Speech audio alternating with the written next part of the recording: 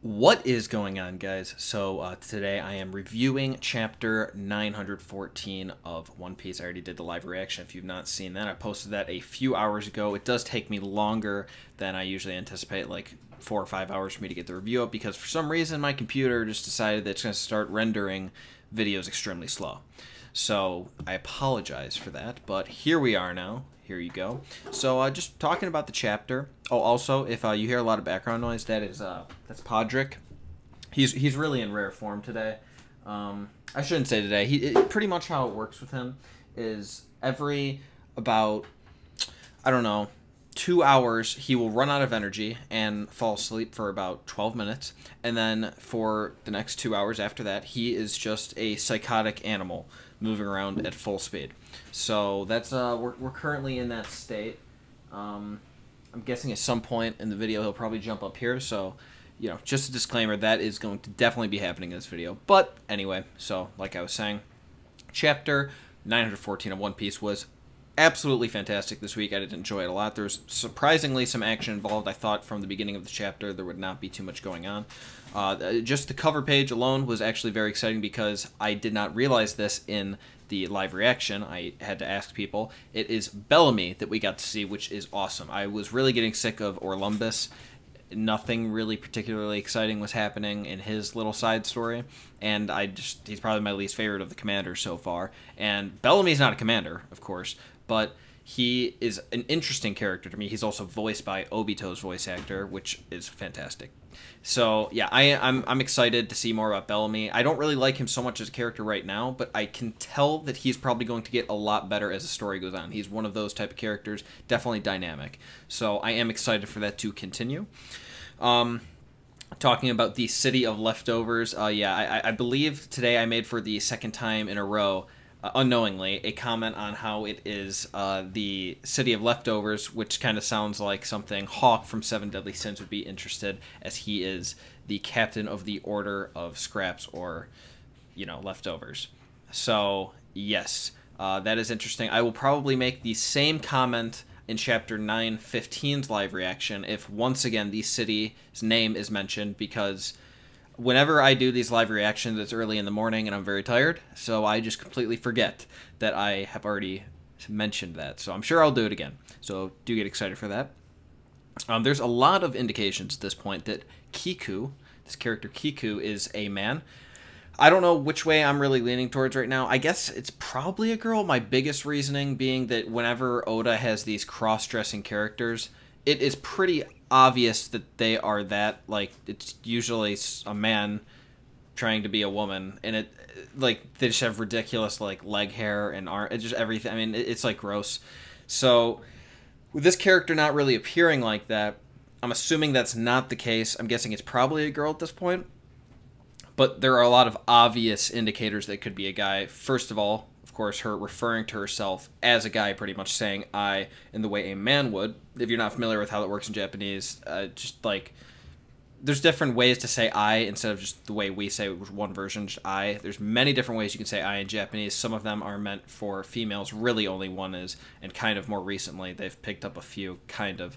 And then there's some ways that like only men use, and she happens to be using one that men who were samurai used to use. So I mean, it's not like it never happens. Like, for example, in Seven Deadly Sins, Jericho refers to herself as Ore, which is extremely manly. Like, that just doesn't happen in real life. Like, no woman would ever call herself that, but she does. It does happen sometimes in anime and whatnot. So I think, you know, she could still be female, even with that all being said.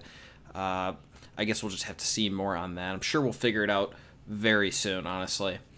I'm confused as to whether or not everyone in the country is starving as bad as Tama. I thought that everyone else was just kind of, you know, living like a shitty life, like just not that great. But I wasn't under the impression that everyone is starving.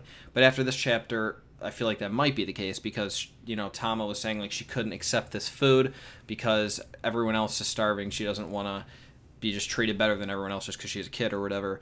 So I feel like she just is kind of being stupid, and everyone else is, while, you know, not living the best life ever, is a lot better off than her, where she only eats like one time a year or some bullshit.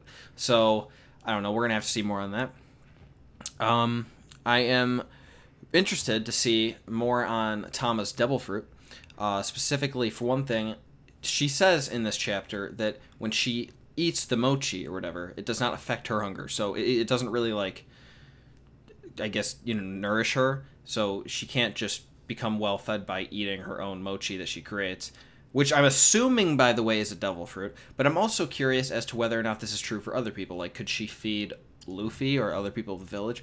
I'm guessing probably not, considering everyone's fucking starving, and she's not like some sadistic, crazy person who wants to see people starve. So I'm assuming that affects everyone the same way. If that's the case, I mean, honestly, if it did feed people, it would be a really, really terrible devil fruit. But if it doesn't, what can it even do at this point?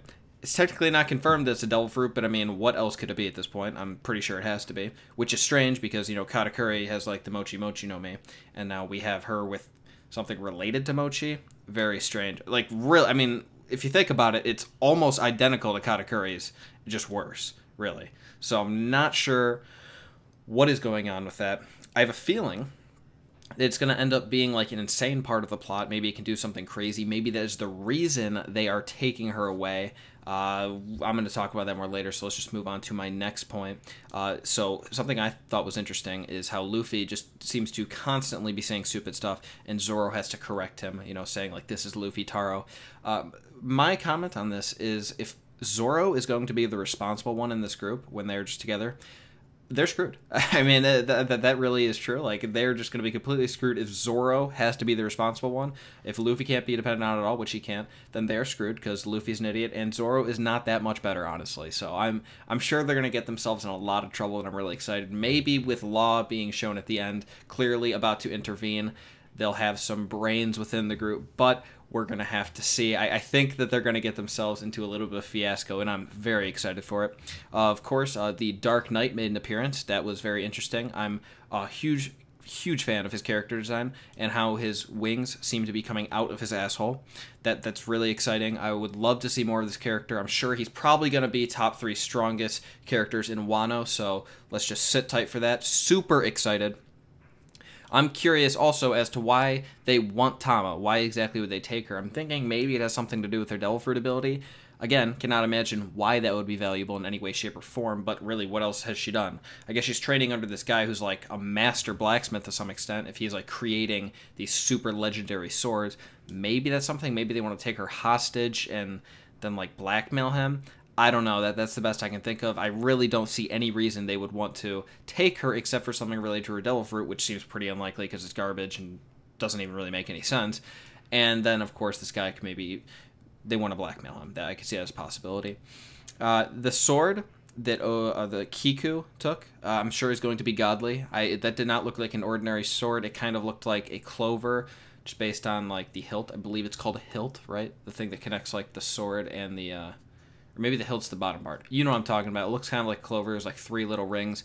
That should be interesting. I'm guessing it is one of the like 3 different classes of swords. Probably strong, like maybe Nidai Kitetsu level, something like that, since that's already been shown, and this woman is mysterious enough already, so, or man, whatever's going on there. I'm sure that this sword is going to be legendary. Maybe it has some kind of special abilities. I'm extremely excited to see that. I just can't wait to see all the swordsmen in Wano. It's great. All these samurai are just going to kick some serious ass, and this might be the first time we get to see that.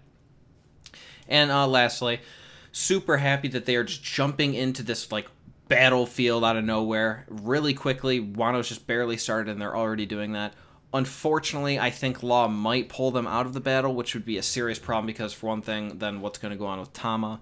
But I want to see the action, so I hope that Law does not intervene. I want him to go in there, if anything, because I like Law's character. I want to see more of what he can do. I think he got completely shafted in terms of combat in Dressrosa. He got just shit on by Dofi. I've said it a million times. Some people refuse to believe it for some reason, but he got shit on, and I think he actually is a lot stronger than he was really showing in Dressrosa, so I am hoping that we get to see some action from him. Hopefully he doesn't act like a bitch and say that they need to just chill out and let the situation develop. I want him to go in there and beat some ass. So yes, that was the final part of the chapter. It was fantastic. I would give the chapter a solid 4 out of 5. It was good. It wasn't the greatest thing of all time, but I was very happy with it the entire way through. Again, fantastic chapter. I'm very happy I read it. I'm excited for next week. that's pretty much it for my review. I hope you guys did enjoy it. I know I have not done, I've said this before in other videos, I have not done one of my typical videos where I don't do a face cam or whatever, I just put shit on the screen. Not done that for a decent amount of time, but I believe I'm going to be getting one up tomorrow. If I do not, forgive me, I might get it up on Sunday. I do work tonight and tomorrow, and I work until about 4 in the morning. So it might be a little bit difficult for me to get it out tomorrow. Hopefully I will at the very least get it out by Sunday. It's going to be a little bit of a theory video. I think I'm pretty sure I'm going to do a little bit of a theory video for One Piece. If not, I've got a little bit of a easy ranking video, then maybe sometimes next week that theory video will come out. But either way, it's going to be one of my more typical videos, something that I consider harder to make and probably a little bit better, even though a lot of people seem to like these face cam videos. I personally think that they're significantly worse, but a lot of people seem to disagree with me. So if that's the case, I'll keep doing them. I'll do a little bit of both, see what you guys like. Some people say they don't like face cam videos, and I understand that completely. I'm surprised that people like them at all. But, you know, just leave me a comment letting me know what you guys think, if you did enjoy this video or not, if you want me to do more of these, if you want me to not do these at all, whatever, just let me know. Make sure to hit the subscribe button if you have not already, and give it a thumbs up again if you did enjoy this video. With that all being said, I will talk to you guys tomorrow, and I hope you have an excellent rest of your day.